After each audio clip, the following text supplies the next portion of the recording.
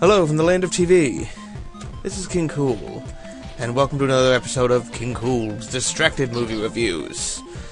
Today we're going to be reviewing Used Cars, a film from 1980, suggested by Falcon Knight 06, starring Kurt Russell as a used car dealer,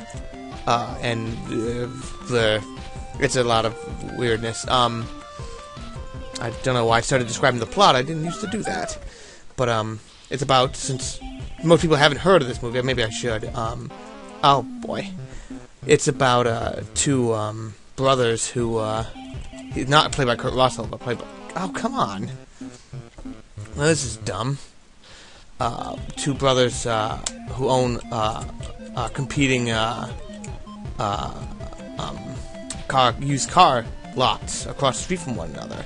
And, one of them, it's a comedy about sort of extravagant things that these people will do to get a sale. But it actually is a little more than that. I think that might undersell it. It's actually a very good comedy.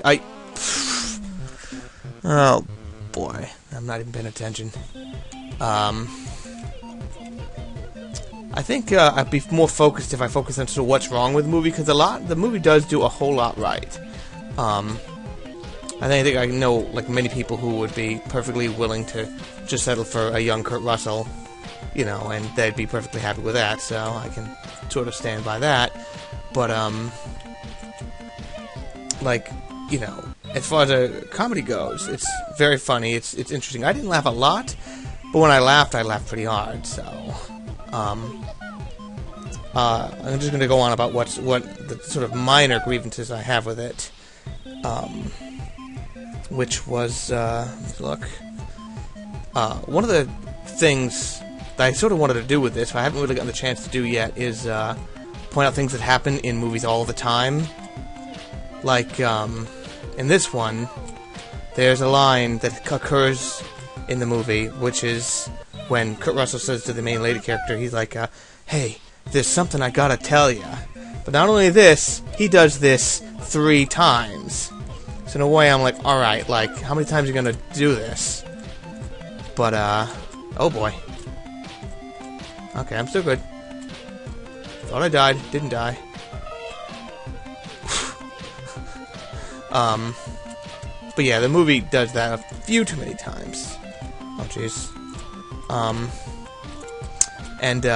Like a lot of older movies, it has, I think I mentioned the bad ADR and, the Omega Man and something, I think I mentioned in the Vampires Lesbos review.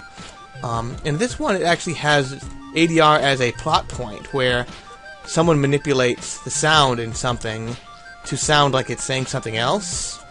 But in a way, I'm like, okay, like, I know maybe it's my modern-day perspective and my delicate ears. Oh, damn it. But then again, it's like, who would be sort of fooled by this? Why would this be a thing that would get dragged to court when you can pretty much tell where the edit in the sound is? It's like, alright, so it's a bit of a weird plot point, but, so that was a little weird. And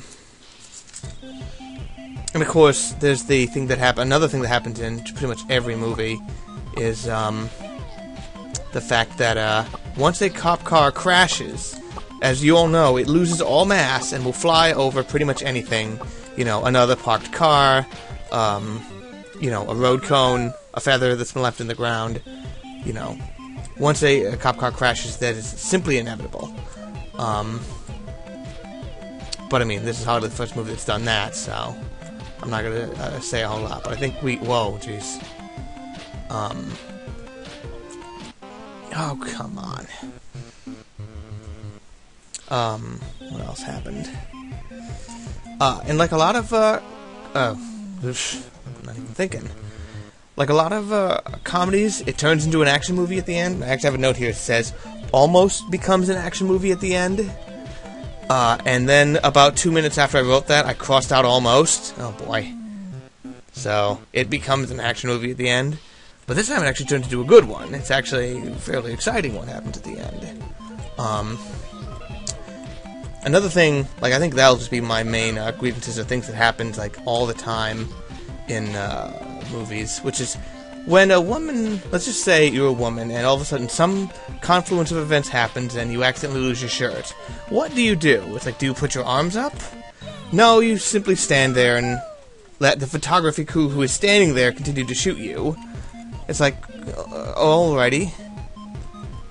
You know, that's one of the other, something that happens, I think, a lot in, the sort of, fictionalized conceit. Oh, damn it, I screwed myself. How do I restart? I don't know. Spacebar, that's it.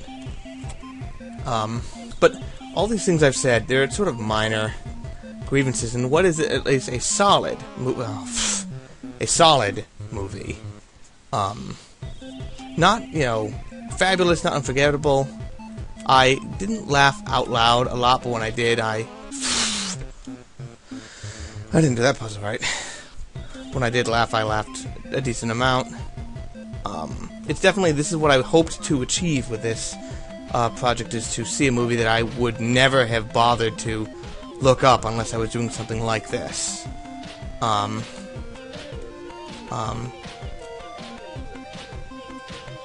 Which is, you know, just a movie that I suppose has pretty much been forgotten, because even at the time, apparently it did not do that well. I don't actually have a lot of notes here. One thing, it started to drive me crazy, that started to drive me crazy, but whatever I play my video player in, I don't like to see the timeline, see how much time is left, but a lot of times I'll move my mouse and then I'll be looking at it, you know, through no fault of my own. And when I did that once, I'm like, wow, 40 minutes has passed in this movie. I was like, wow, a lot has happened in this 40 minutes. This movie has a lot of...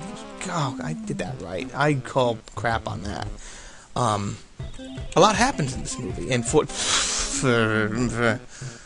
a lot happens in the first 40 minutes. This movie is just very active. It's... you go die now. And as much as about, like, the competition between two used car salesmen, where it's like, alright, well, can we have a movie about, like, you know, human traffickers next, as far as, like, unsympathetic, characters, but, and to be honest, it's more just about the fact that these characters, even though, for the most part, they're not very nice, they are at least, interesting. I wish they wouldn't go that way. They're at least reasonably intelligent and thoughtful as the plot sort of slowly comes out.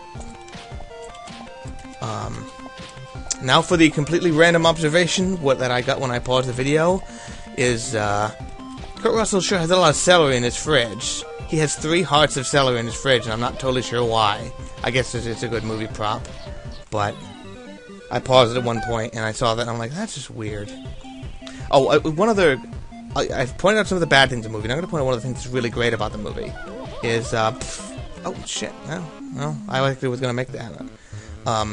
There's a character who's superstitious, and, it comes up a lot, his, superstition. And, oh, I'm just completely messing up.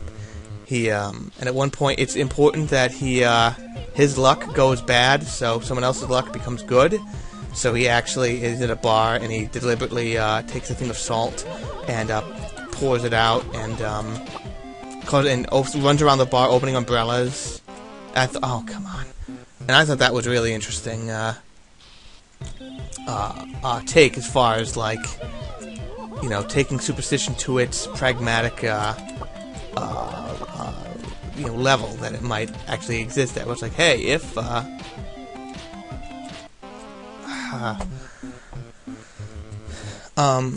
would I recommend checking this out? I mean, if you already like Kurt Russell, I think you already have, especially if you liked him in 1980, and you're a 50-year-old woman, and you're somebody's mother, or possibly not, but I definitely recommend it. I'm definitely happy I saw it, because I definitely would never have given myself the chance. Oh, come on. Never have given myself a chance if someone had not suggested this to me. It's not great, it's simply good, and sometimes that's all you can ask for. Is there anything else I have to say? I don't think so. I don't even know how good I've done. I think I'm a bit distracted because I somehow tore away from watching my brother play Arkham Asylum to watch this, which he's now doing with the headphones on, and I'm just like, I wonder what's happening. I wonder if we ran into Double Batman, the Batman who's made of two Batmans. He's my favorite, Double Batman. Ah, crap. Well, on that ignominious note, I think I'm going to stop this because I actually now have a timer. And you can see I've gone on for 11 minutes. I've gone on too long.